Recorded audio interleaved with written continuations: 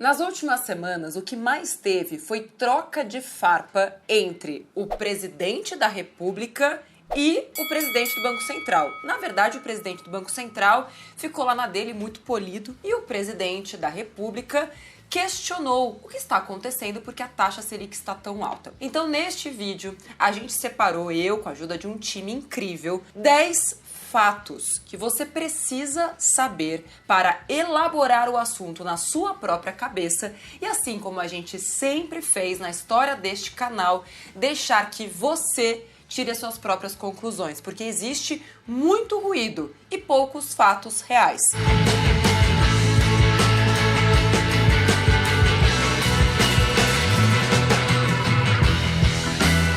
Antes mesmo de começar esse vídeo, eu sei que você vai ficar muito emocionada, muito emocionado. Seus sovacos vão suar, assim como o do Betão lá na Roda Viva da segunda-feira lá da semana passada. Mas eu peço uma coisa só. Antes de começar a ficar com emoção, pega o seu dedinho e aperta no botão. Faz o sub, deixa o seu like aqui embaixo, ó.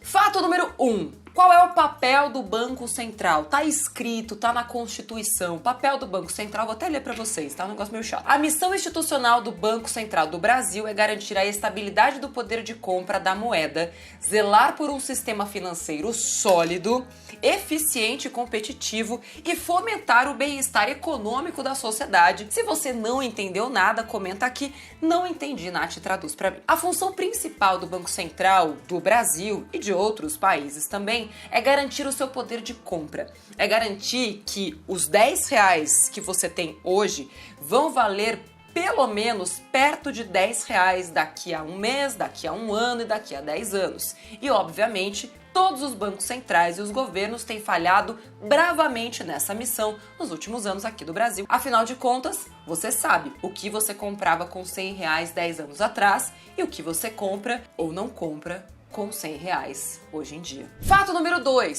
Qual é a função do ministério ou do ministro agora da Fazenda antes da Economia? Vou até ler como está, tá? Ó, a função do Ministério da Fazenda é definir as estratégias a respeito da economia do país, articular a política fiscal e a monetária. Super simples de entender. Então a missão é principalmente fazer com que se arrecade mais do que se ganha e também garantir qual é a política econômica que será vigente naqueles 4 anos de mandato. Ou seja, se vai ter mais ou menos dinheiro no mercado, se as pessoas vão ter mais ou menos empregos, se vai ter mais ou menos dinheiro de fora, se vai ter mais ou menos imposto. Este é o papel do Ministério da Economia. Fato número 3. E é aqui que a treta começa, é o que fez você chegar neste vídeo clickbait. É a primeira vez na história recente, pelo menos, deste país, que um presidente senta na cadeira de presidente e já tem alguém lá na presidência do Banco Central. E esta pessoa, que hoje no caso é o Lula, é obrigada a ter um relacionamento muito íntimo, digamos assim, com a pessoa que já estava sentada na cadeira do Banco Central, que no caso é Roberto Campos Neto, aqui pelos mepoupeiros, também conhecido como Betão. E por que isso aconteceu, já vou te explicar no fato número 4. Na gestão anterior, foi dito o negócio seguinte: o Betão vai ficar nessa cadeira até o fim de 2024. Não importa quem venha depois. Se vier outro presidente da República, quem estará já sentado ali esperando, tipo, imagina o Betão sentando na cadeira assim, ó, esperando, né, a galera chegar, é o presidente do Banco Central, que foi escolhido pela gestão anterior e assim por diante. Então, o presidente eleito agora, que no caso é o Lula, ele vai ter que escolher também o presidente do Banco Central lá em 2025, que ficará sentado nessa cadeira até 25, 26, 27, 28, até 2029. Ou seja, o outro presidente, depois do Lula, caso não seja, né, o próprio, também vai chegar lá, caso não mude a lei até lá, e vai ter que dar de cara com alguém que já estará na presidência do Banco Central. Este é o fato. E depois você pode discutir aqui embaixo se você é a favor ou contra este fato. O que nos leva ao fato número 4. Em 2021 foi sancionada a lei que diz que o Banco Central passa a ser uma autarquia autônoma, ou seja, até então ela era vinculada, o Banco Central era vinculado ao Ministério da Fazenda / Economia. Então, ele meio que seguia essas diretrizes. Desde 2021, o Banco Central é uma autarquia autônoma, ou seja, Tanto faz quem tá lá, ele vai fazer o seu papel, sem seguir muitas ordens, sem seguir muitas regras que são colocadas por aquele governo vigente. Por que fizeram isso? Seguindo, inclusive, alguns exemplos de outros países, escolheram que fosse dessa forma para tentar garantir que a política econômica do nosso país não seguisse necessidades políticas. A ideia de ter um Banco Central independente era que, mesmo que os governos tentassem criar políticas populistas, mas que no fim vão prejudicar a sua população, ou no médio ou no longo prazo, o Banco Central estivesse lá para garantir que ele fosse uma voz independente para impedir que atos populistas prejudicassem de forma irreversível a economia do país. Fato número 5.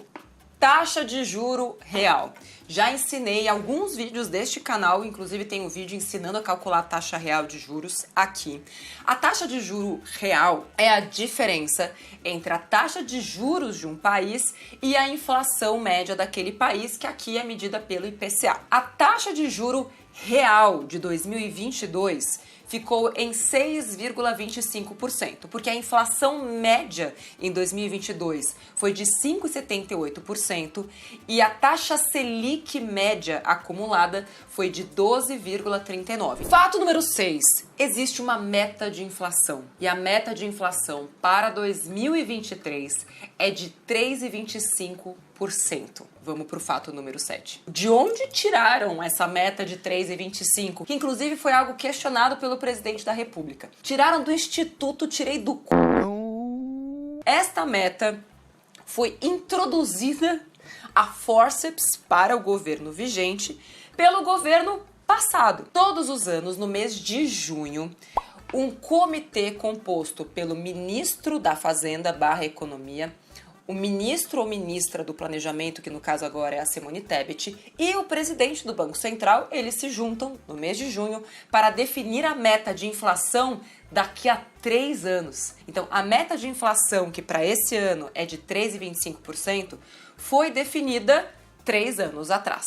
Fato número 8. A função do presidente do Banco Central é manter a inflação dentro da meta.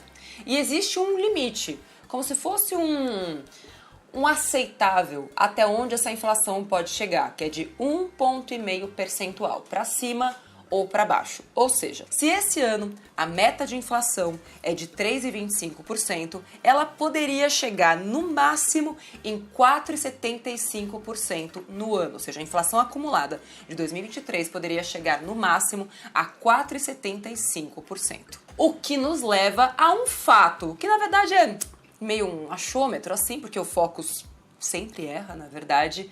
Número 9. Boletim Focus, para você que não sabe, é esse boletim que toda semana, inclusive se você quiser assinar, é de graça, mandam direto pro seu e-mail. Eu vou deixar o link para você poder assinar o Boletim Focus e receber no seu e-mail toda semana. Segundo um grupo lá de economistas, depois tem uma lista também, acho que no próprio Boletim Focus tem a lista lá de quem é o Boletim Focus. O Boletim Focus não é o Chat GPT. Aliás, acho que o Chat GPT acertaria muito melhor a inflação. Se você quer que a gente traga o ChatGPT para definir a taxa de juro e a taxa de inflação e tentar adivinhar qual vai ser essa taxa até o final do ano, comenta aqui, traz o ChatGPT, Nath. Eu também tô curioso com isso aí. E o fato é, lá no Boletim Focus, a expectativa de inflação para 2023 subiu de 5,39% para 5,79% em 2023. E o tal do mercado e as cabeças de mercado reagem sempre que tem uma perspectiva do Boletim Focus. O Boletim Focus está para o mercado e para o Banco Central, assim como nuvens mais ou menos cinzas estão para a sua mãe em relação a você. Então sua mãe vê lá a nuvem de chuva e fala: filha, coloca o casaco, leva o guarda-chuva. A nuvem está lá. Por conhecimento empírico, ela acha que vai chover e para te proteger, ela fala: leva o casaco, minha filha. E pode ser que chova, mas também pode ser que não chova. Você leva ou não leva o casaco? Eu nunca levava. Né? Outro fato dentro deste fato número 9 é que caso o Banco Central não consiga manter a inflação dentro do limite da meta, cujo máximo é de 4,75%, este será o terceiro ano consecutivo que o Banco Central não consegue manter a inflação dentro da meta. E o fato número 10, que causou o maior rebuliço, bafafá, buchicho, taxa Selic, 13,75% ao ano de novo. Nem Glória Pérez consegue fazer um negócio tão refinado assim, gente. Era uma vez um presidente que tinha uma expectativa de uma taxa de juro mais baixa. E aí teve uma reunião do Copom que foi presidida, assim como sempre, pelo presidente do Banco Central, chamado Roberto Campos, também conhecido como Betão, que chegou no fim da reunião e falaram: a taxa Selic não vai diminuir. Não importa o que você queira, eu não vou diminuir a taxa Selic. Bem de novela mexicana mesmo. E isso gerou uma reação. Márcia Cristina! Tô me empolgando, gente. Uma reação de um número gerou uma reação emocionada do presidente da República. E essa reação emocionada também gerou emoção, porque o único emocionado da história não é o presidente. O mercado também é emocionado. Todo mundo, no fim das contas, dá aquela suada no sovaco. E aí o mercado emocionado, com a fala emocionada de um presidente também em emoção, falou: então é assim? É isso que essa emoção está colocando neste momento? Então eu também vou ficar emocionado e vou vender minhas ações. Agora é assim. Se o presidente se emociona, eu me emociono também, e aí eu vou tirar o meu dinheiro daqui e vou levar para outro lugar. É assim que acontece, tá, gente? No fim das contas, o mercado, ele se emociona, o presidente se emociona, o Betão não se emociona, né? Tipo, porque ele... poker face. E fatos bônus que, na verdade, estão, assim, no miolo do fogaréu deste momento. Um primeiro fato, que inclusive é o que o Banco Central defende, é que uma taxa Selic mais alta controla a inflação, que, segundo eles, não está tão controlada quanto dizem por aí. Afinal de contas, a inflação ficou sob controle porque houve uma queda, ou basicamente uma isenção de impostos sobre combustíveis no ano passado, o que acabou levando a inflação para baixo. Mas a defesa do Banco Central é que não necessariamente continuará sendo assim, porque, até olhando para o futuro, o próprio Boletim Focus, lembra da sua mãe, está dizendo que a inflação, a perspectiva é que ela aumente. O fato é que até hoje a taxa Selic foi usada como um remédio, tipo a Novalgina da inflação. Ou seja, se a inflação sobe, o Banco Central, no caso o Copom, que é o Comitê de Política Monetária Nacional, vai lá e joga um remedinho, aumenta a dose do remédio chamada taxa Selic. Este é o fato. E o outro fato que vem junto com esse é: quanto mais alta é a taxa Selic, mais altas são as taxas de juros para pegar dinheiro emprestado, seja para consumir, seja para empreender, seja para investir na própria empresa pegando dinheiro emprestado.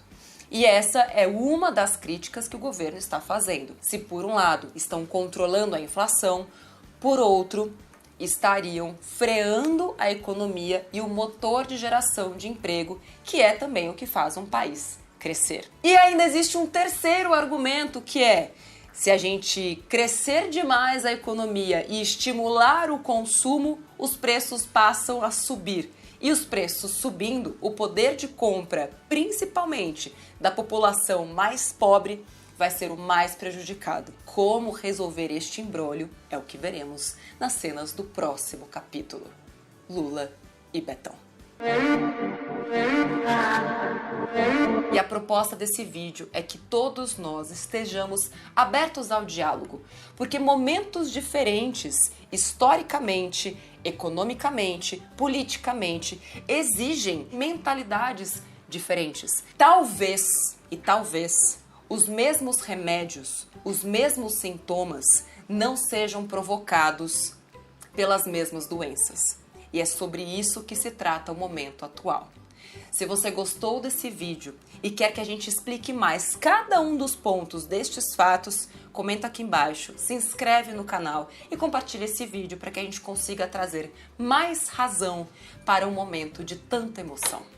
Beijo pra você e até o próximo Me Poupe. Tchau!